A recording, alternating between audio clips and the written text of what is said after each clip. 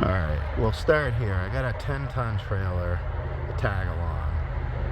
It uses electric brakes, so it's good for a pickup truck.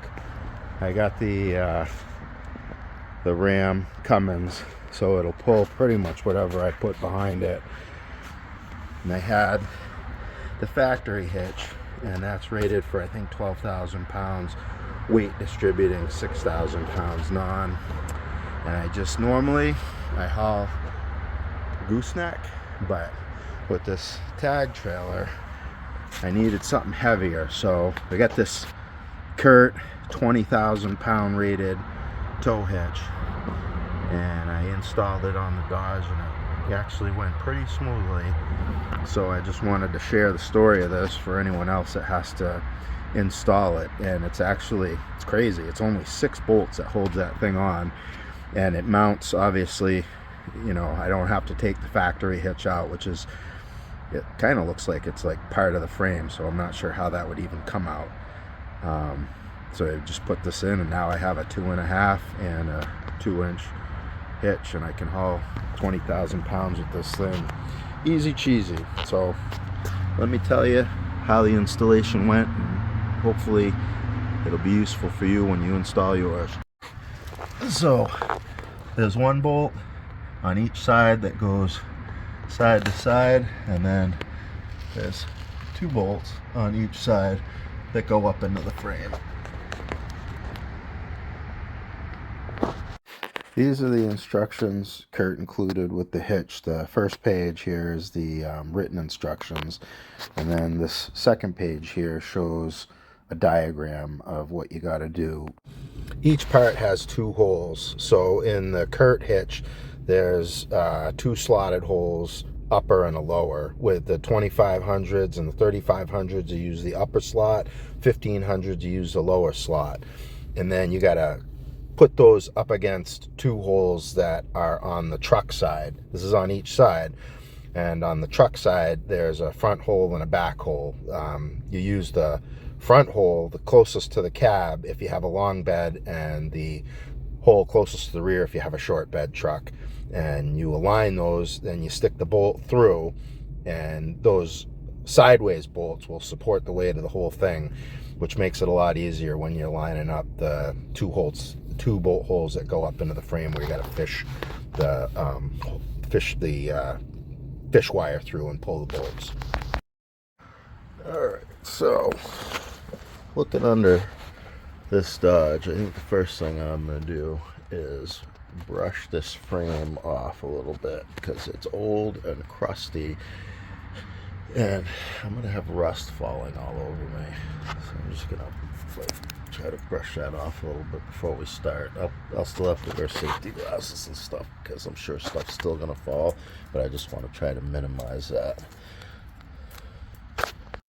Alright, so this thing is pretty heavy, so I used a little floor jack to help get it up in place, and then I'm going to try to fish a bolt in there to keep it up, and then I'll jack a little more and fish a bolt on the other side, and then we'll start with the frame stuff.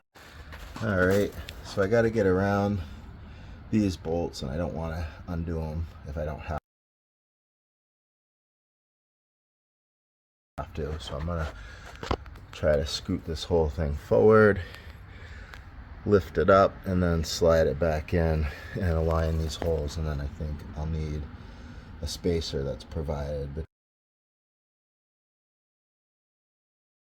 between this tab and the unit so it doesn't bend. Alright, so we get the other side sort of set up. Now this one, I'm going to take the bolt out and get a spacer, maybe 2 in there, to make sure that tab's not going to get bent when I crush that thing down. And I got to put one on the outside, which I think is going to act as a washer. Alright, so this is all a little experimental with the, it comes with a fish wire, but I used a extending magnet, and I pushed the captured piece out to the hole in the frame, and then there's a there's a hole on the side of the frame, an access hole. So I'm going to use the fish wire. I'm going to go through there and come down through that hole and then pull the bolt through, hopefully. So we'll see if that works out. Alright, it was too hard to do with one hand, but there's the fish wire through the access hole. And I'm gonna tell you something. When you need to see one of these headlamps, these are invaluable. I mean, they're like, I don't know, 10 or 15 bucks on Amazon. Like, highly recommend one of these for doing stuff where you need to see right where you're looking and a different angle won't work. So I'm gonna put the bolt, thread the bolt into here, and then pull that through, and then hopefully we'll be all set to put the first bolt in. Alright, got the back holes. Now the front holes, which look like they'll be markedly easier to get to than the back holes. I see that the washer's offset, so I'm gonna double check, but I think it's probably gonna want to go inside with the short side facing the back of the truck.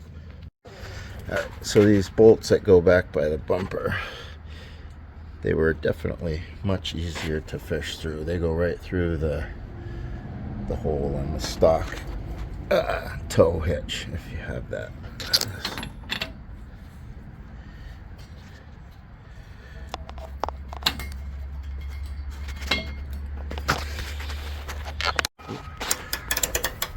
So yeah, snug all this up good and tight, and then spec is 150 foot-pounds of torque after it's all tight, just to make sure everything's good.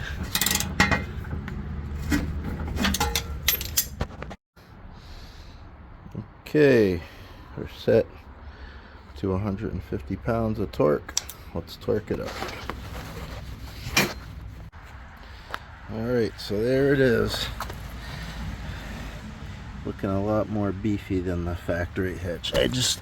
I've always hauled the weight with the gooseneck, so I got a pretty beefy trailer, and I want to make sure this thing's not going to have a problem. So this thing does not look like it's going to have a problem.